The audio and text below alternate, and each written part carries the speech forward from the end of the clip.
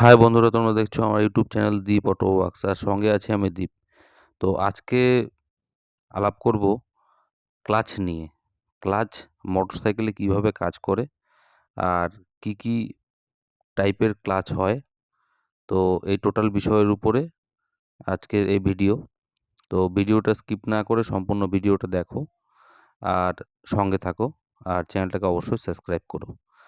তো যাই হোক, আর কথা না বাড়িয়ে ভিডিওতে যাওয়া যাক।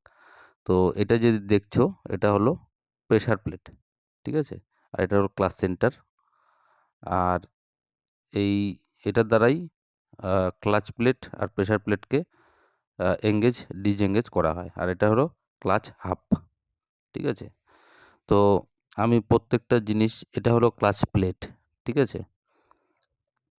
তো আমি প্রত্যেকটা জিনিস খুলেছি। তো খুলে প্রথমে প্রচণ্ড ভালোভাবে ক্লিন করে নিয়ে এখানে সাজিয়ে রেখেছি। এই দেখতে পাচ্ছ আমার হাতে ক্লাচ প্লেট আছে, ঠিক আছে? তো সাধারণত ক্লাচ প্লেট দু ধরনের হয়ে থাকে। একটা হলো ড্রাই টাইপ, একটা হলো ওয়েট টাইপ। আর এই যে হাতে একটা দেখছো, এটা হলো মোবিল ফিল্টার, ঠিক আছে? এটা হলো পুরোনোটা খারাপ হয়ে গেছে, তো তাই আমি এই নতুন ফিল্টারটাকে লাগিয়েছি। তো এখন আমি যেটা করছি সেটা হলো ভিতরের যে পুরনো মোবিলগুলো আছে, তো সেটাকে আমি ক্লিন করছি, ঠিক আছে? তো পেট্রোল দিয়ে হোক, কেরোসিন দিয়ে হোক, তোমরাও করবে এভাবেই, ক্লিন করবে। তো ক্লিন করে নেওয়ার পরে এরপরে শুকিয়ে নিয়ে তারপরে কিন্তু টোটাল জিনিসটাকে অ্যাসেম্বল করবে। এই যেই জিনিসটা তোমরা দেখতে পাচ্ছ, এই জিনিসটা হলো ক্লাচ হাউজিং, ঠিক আছে? তো এটা একটা শ্যাফটের উপরে আছে। এটা হলো ১ নাম্বার শ্যাফট, ঠিক আছে? এটা হলো ইঞ্জিন অয়েল। তো ইঞ্জিন অয়েলটা আমি অ্যাসেম্বল করার পরে ঢালবো। তো আমি এখানে হিরোর 40টা নিয়েছি ইঞ্জিন অয়েলটা। তো তোমরা চাইলে অন্য কিছু ইউজ করতে পারো। এই যে আমি ক্লাচ হাবটাকে কিন্তু শ্যাফটের উপরে পরিয়ে নিলাম। এই শ্যাফটটা হলো ১ নম্বর শ্যাফট। মেন শ্যাফটের থেকে এই শ্যাফটটা তে ট্রান্সফর্ম হয় ওই স্পিডটা, ঠিক আছে? তো এই স্পিডটা যখন ট্রান্সফর্ম হয়, তো কখনো কখনো দেখা যায় কি যে গাড়িটাকে স্লো করতে হয়, ব্রেক মারতে হয়। অফ রোডিং রাস্তায় অনেক সময় অনেক কিছু প্রবলেম হতে পারে। তো টোটাল যেই স্পিডটা আছে সেটাকে যদি আমরা ইউজ করি পেছনের চাকায়, তাহলে কিন্তু সেটা সম্ভব নয়। তো যেহেতু সম্ভব নয়, তার জন্য আমরা ক্লাচটাকে ইউজ করি, যে এঙ্গেজ ডিসএঙ্গেজ পদ্ধতিতে ক্লাচটা যেন কাজ করে স্পিডটাকে, বা বলতে পারো গতিটাকে নিয়ন্ত্রণে রাখার জন্য, ঠিক আছে?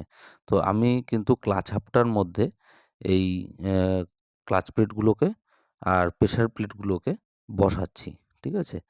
তো একটা করে ক্লাচ প্লেট, ঠিক আছে? আর একটা করে প্রেসার প্লেট বসাতে হবে, এটা নিয়ম, ঠিক আছে? তো এইভাবে তোমরাও বসাবে। আর এই যে আমি ড্রাই টাইপ আর ওয়েট টাইপ ক্লাচের কথা বলছিলাম, তো বেসিক্যালি মোটরসাইকেলে ওয়েট টাইপ ক্লাচটাই ইউজ হয়। আর ড্রাই টাইপ ক্লাচটা বড় গাড়িতে বা বলতে পারো ফোর হুইলারে ইউজ হয়, ঠিক আছে? তো যেহেতু এটা ওয়েট টাইপ ক্লাচ, তাই কিন্তু আমি লুব্রিকেশনের দ্বারা এই ক্লাচ প্লেটগুলোকে ভিজিয়ে নিচ্ছি, ঠিক আছে? তো এই ক্লাচ প্লেটগুলো কীভাবে কাজ করে, ঠিক আছে? এই যে তোমরা দেখতে পাচ্ছ, একটা করে আমি ক্লাচ প্লেট লাগাচ্ছি আর একটা করে প্রেসার প্লেট লাগাচ্ছি। এটা কোথায় লাগাচ্ছি? ক্লাচ হাফের মধ্যে, ঠিক আছে? এরপরে কিন্তু আমি সেন্টারটাকে বসিয়ে দিলাম। এটা হলো ক্লাচ সেন্টার। এই টোটাল অ্যাসেম্বলটা যাবে হলো ক্লাচ হাফের ভেতরে, ঠিক আছে?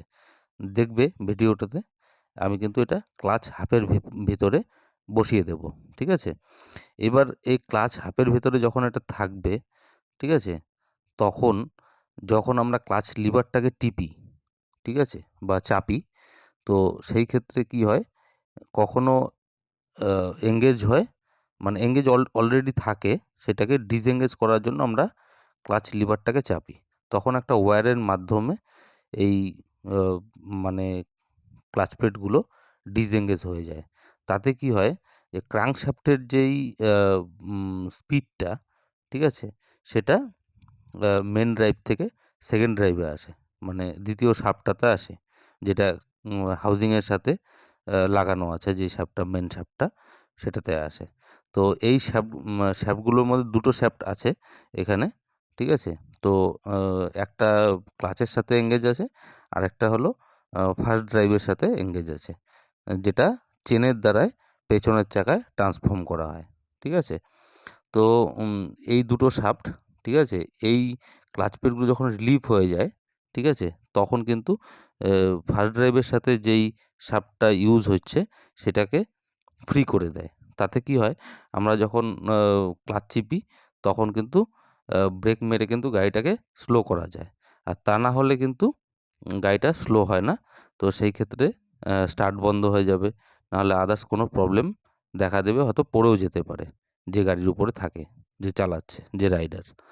তো এখন দেখলে আমি ক্লাচ হাউজিংয়ের ভেতরে কিন্তু টোটাল অ্যাসেম্বল করে দিয়ে এই 4টে স্প্রিং আমি লাগালাম, ঠিক আছে? তো 4টে স্প্রিং লাগিয়ে এর উপরে এই প্লেটটাকে বসালাম, ঠিক আছে? তো এই যে প্লেটটা দেখছো তার মাঝখানে দেখবে ছোট্ট একটা ফুটো আছে, তো সেটার মধ্যে একটা বিয়ারিং থাকে, ঠিক আছে?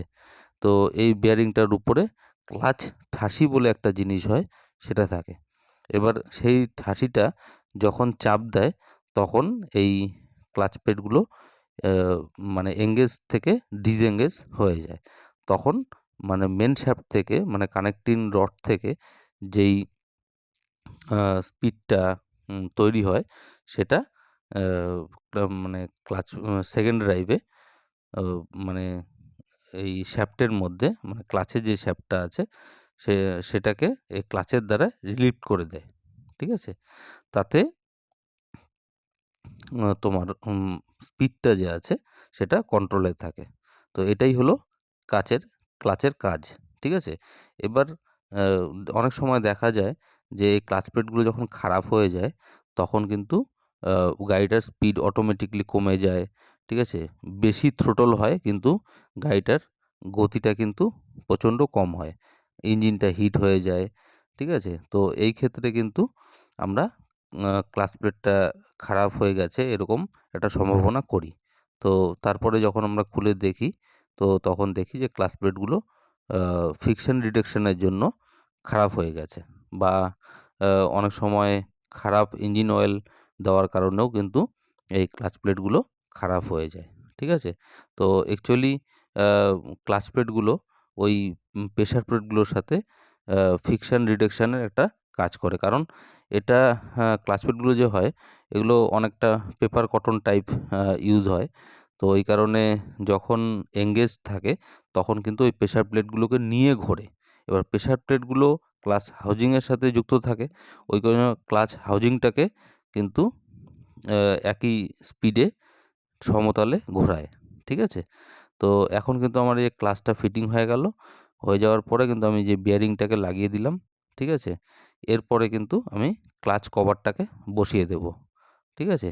তারপরে কিন্তু আমি সমস্ত নাটগুলো লাগাবো একে, একে। তো সঙ্গে থাকো, দেখো ভিডিওটা স্কিপ না করে সম্পূর্ণটা ভিডিও দেখো। আরেকটা কথা আমি তোমাদেরকে বলি, সেটা হলো এই যে ক্লাচটা দেখছো, ঠিক আছে? তো সাধারণত সব মোটরসাইকেলেরই বা বাইকেরই একই রকম ফাংশানে কাজ করে, আর টাইপ অফ বলতে পারো একই রকম টাইপ, ঠিক আছে? একই টাইপ সব গাড়িরই, খালি কিছু গাড়ির ক্লাচ প্লেট তুলনামূলক সংখ্যায় বেশি থাকে, কিছু গাড়ির কম থাকে। যেমন কোনো গাড়ির 4টা ক্লাচ প্লেট থাকে, কোনো গাড়ির 5টা থাকে, ঠিক আছে? কোনো গাড়ির 6টাও থাকে।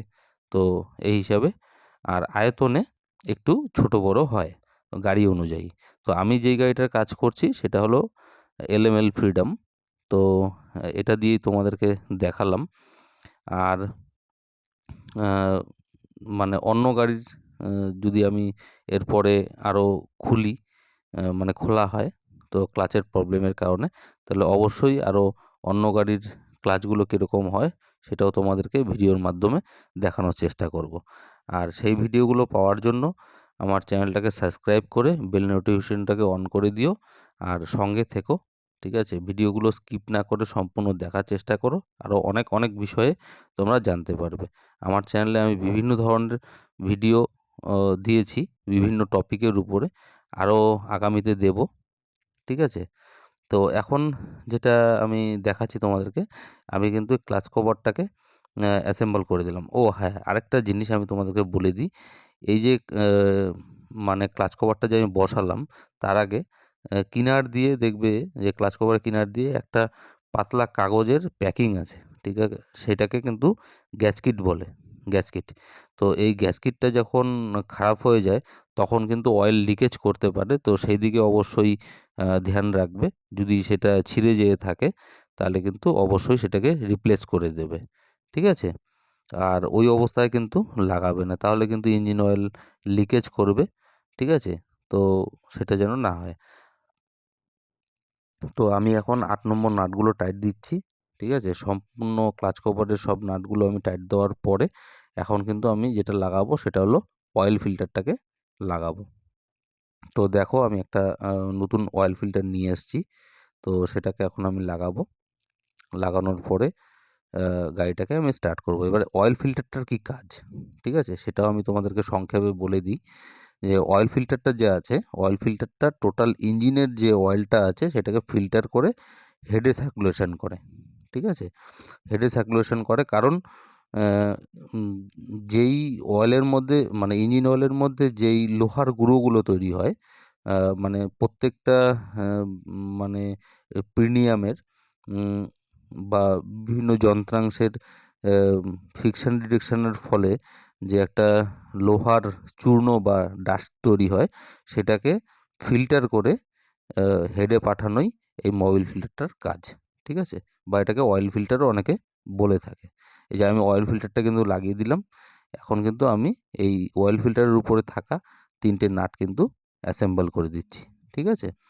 তো তোমরাও ঠিক এইভাবেই করবে।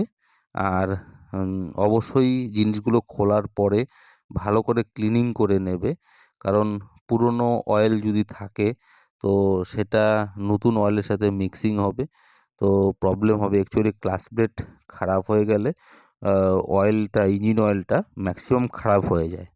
তো সেই ক্ষেত্রে ওই অয়েল যদি ইউজ করা হয় বা ওই অয়েল যদি অল্প পরিমাণও থেকে যায় তাহলে কিন্তু আহ, মানে ইঞ্জিনের যে পিস্টনটা যে আছে সেটাতে প্রচণ্ড ব্যাঘাত ঘটায়। তো ফ্রিকশন ডিটেকশনের ফলে পিস্টনটাও খারাপ হয়ে যেতে পারে। তো অবশ্যই সেটা তোমরা ধ্যান রাখবে, ঠিক আছে? তো এখন দেখছো আমি কিক কিক লিভারটাকে লাগাচ্ছি কিক শ্যাফটের সাথে, ঠিক আছে? তো কিক শ্যাফটের সাথে লাগিয়ে আমি এই যে ১২ নম্বর নাটটা টাইট দিয়ে দিয়েছি। এখন আমি ইঞ্জিন অয়েলটাকে ঢেলে দিলাম, ঠিক আছে? ইঞ্জিন অয়েলটাকে ঢেলে আমি ক্যাপটা কিন্তু লাগিয়ে দেবো। তারপরে আমি গাড়িটাকে স্টার্ট করব, ঠিক আছে? তো আজকের জন্য এতটুকুই, ঠিক আছে? সঙ্গে থাকো, আমি আরও নতুন নতুন টপিকের উপরে ভিডিও বানাবো, তো সেগুলো দেখবে তোমরা। আর যখনই ভিডিওগুলো দেখবে স্কিপ না করে সম্পূর্ণটা দেখবে, ঠিক আছে? তো আজকের জন্য গুড নাইট, শুভরাত্রি।